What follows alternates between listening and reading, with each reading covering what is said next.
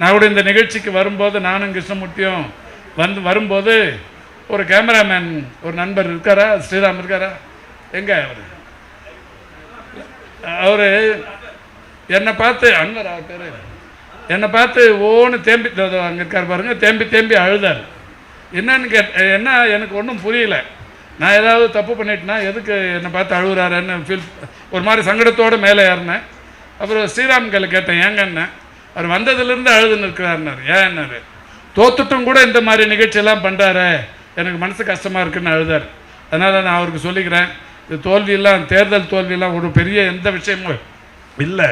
இந்த மாணவிகளின் மனதில் அவங்களுடைய முகத்தில் இருக்கிற மகிழ்ச்சி தான் தேர்தலுக்கான வெற்றி, மனித வாழ்வியலுக்கான வெற்றி. அதை செய்யணும்னு சொல்லி சத்யராஜ் சார்களை கேட்டோம். நம்ம கவிஞர் சொர்க்கோ தான் சத்யராஜ் சார்களை தேதி கேட்டாங்க.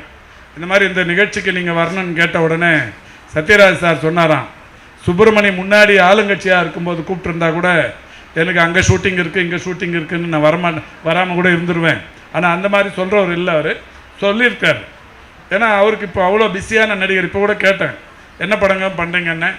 ஜிடி நாயுடு அவரோட லைஃப் ஹிஸ்ட்ரியை படமாக எடுத்துருக்குறாங்க, அதில் நடிச்சுருக்கிறேன், நானும் மாதவனும் நடிக்கிறேன் அப்படின்னாரு.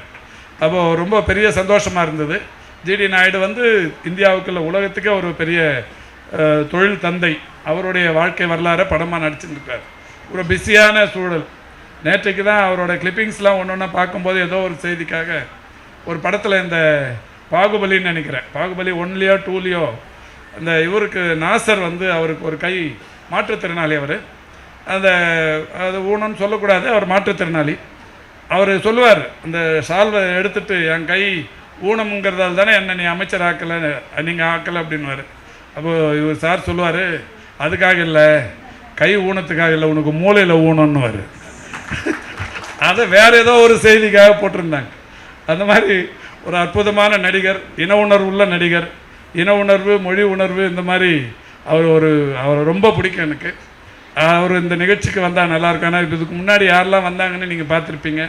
இண்டுராம், மயில்சாமி, அண்ணாதுரை, அது மாதிரி ரொம்ப முக்கியமான ஆளுங்க மட்டுமே இந்த பட்டமளிப்பு விழாவில் தொடர்ச்சியாக கலந்துன்னு வராங்க. அந்த வகையில் சத்யராஜ் சாரை போன வாட்டியே கூப்பிடணும்னு நினச்சோம்.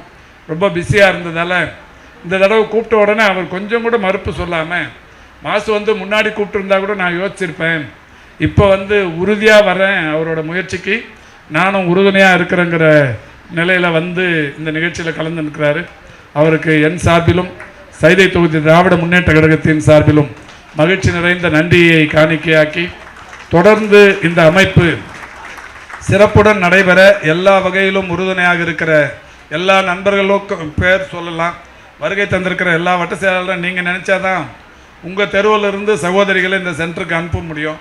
அதனால் உங்கள் எல்லாருக்குமே, நீங்கள் எல்லாருமே நன்றிக்குரியவர்கள். உங்கள் எல்லாருக்கும் நன்றி சொல்லி, வருகை தந்திருக்கிற சகோதரிகள் இந்த 16வது பேட்சுக்கு கணினி மையத்தில் 80 பேர் ஃபுல்லாக இருக்கிறாங்க.